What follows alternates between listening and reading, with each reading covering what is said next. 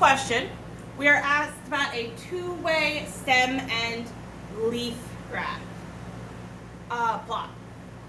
And we're going to ask a bunch of questions about it. Now, if you don't remember a stem and leaf, how it usually worked is you had one column that was your tens place, and then the other side was the ones place belonging to that 10 place.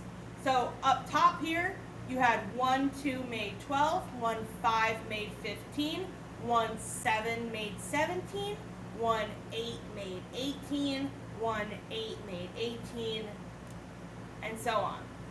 A two-way stem and leaf is the same idea, it's just that you have two sides. So for athlete A, this is 1, 0 makes 10, 1, 2 makes 12, 2, 1 makes 21, 2, 4 makes 24, and athlete B is what I just told you. So the idea is that they are sharing the same tens place, and so athlete B you read this way, but athlete A you kind of read the reverse. So it's really just an easy way of comparing two different things and sorting it by the tens category. So if they ask us for which athlete participated in more games, if we look at athlete A, I'm going to be counting everything in the ones place. I'm not touching the tens column when I'm just counting how many games there are, because this is implied in these. So I have 1, 2, 3, 4, 5, 6, 7, 8, 9, 10, 11, 12, 13, 14, 15, and 16. Athlete A has 16. And then athlete B, if I count that one, I've got 1, 2, 3, 4, 5, 6, 7, 8, 9, 10, 11, 12, 13, and 14. So if they want to know which athlete participated in more games, we would say athlete A participated in 2 more games. Because athlete A participated in 16, athlete B participated in 14, so that is a 2-game difference. So again, I've showed you how we read stem and leaf. I'm going to answer a couple of more questions involving this two-way stem and leaf. So, next question says, what is the mode and range for athlete A? So if we're looking at athlete A, we want to know for the most repeated. Now be careful. If you look at athlete A, you might say, I see 4 ones. No, you don't. This guy doesn't have a 1 at all. There's nothing underneath 10. If you have a 21, you have a 31, and I do have 2 41s. So my mode for athlete A is 41. My range is going to be my biggest number, which in this case is going to be 48, and my smallest number, which is 10. So you're looking at what's the biggest and the smallest on the stem and leaf. So it's going to be 48 minus 10, it's 38. Athlete B, we're going to do the same idea. Now you might go, oh, 8's repeated. No, this is 18, 18, and 48, but I do have 2 49s and 2 18s. So there is 2 modes. It is 18 and 49. Your range, your smallest number is 12, and your biggest number is 49. So it is going to be 49 minus 12, which is 37.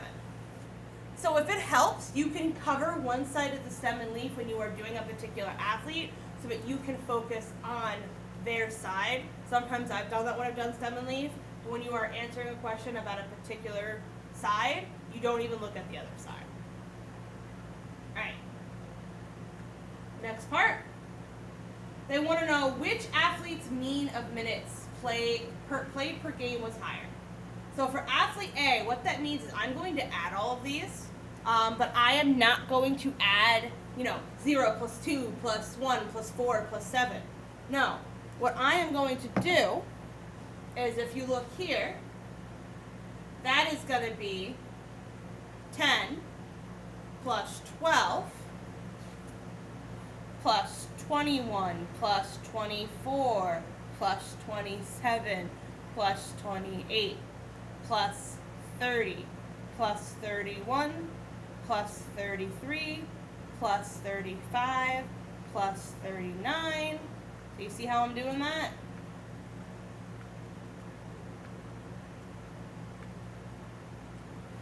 Remember that mean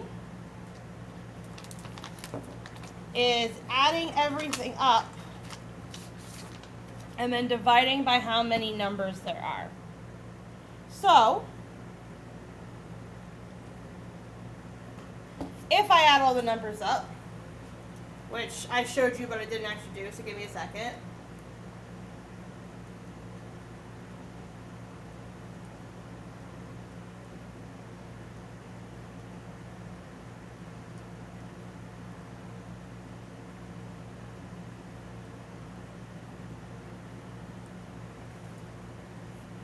If I add all the numbers up for athlete A,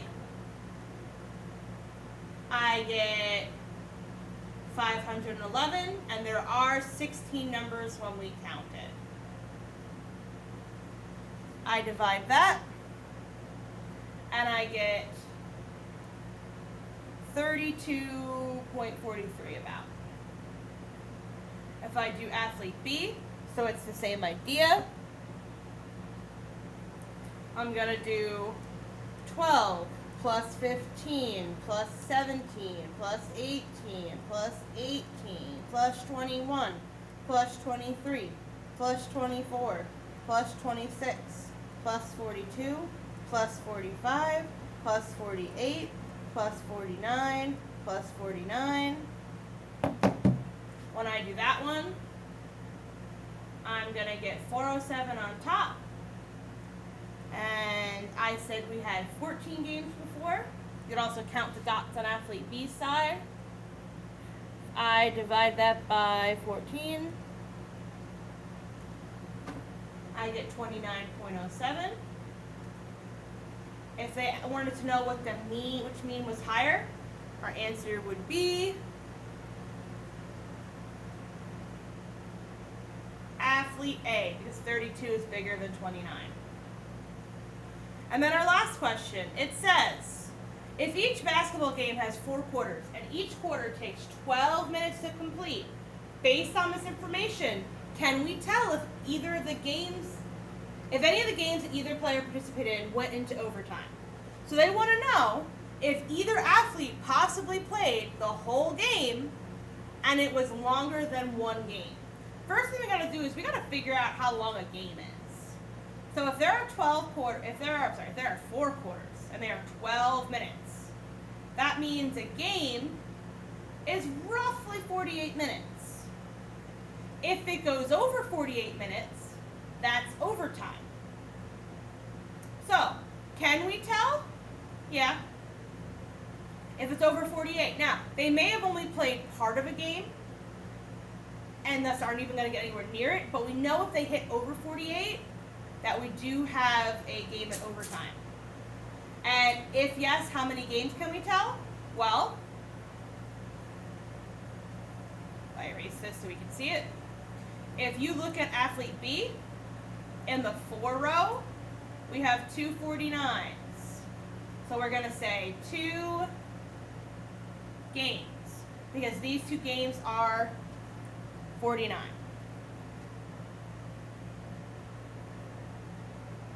So, two-way stem and leaf works the same way as a regular stem and leaf. It's just 2 of them happening at the same time. This is usually used to compare data, because here you can see visually, just by looking at it, that athlete B never played any game in the 30s. Like 30 minutes, 31, nothing there at all. and that athlete B, in fact, usually was there for under 20. So, like, that's something you can visually look at without having to do any calculations. That's what STEM and LEAF is used for a lot of the time. That is how we answer some questions based on a STEM and LEAF.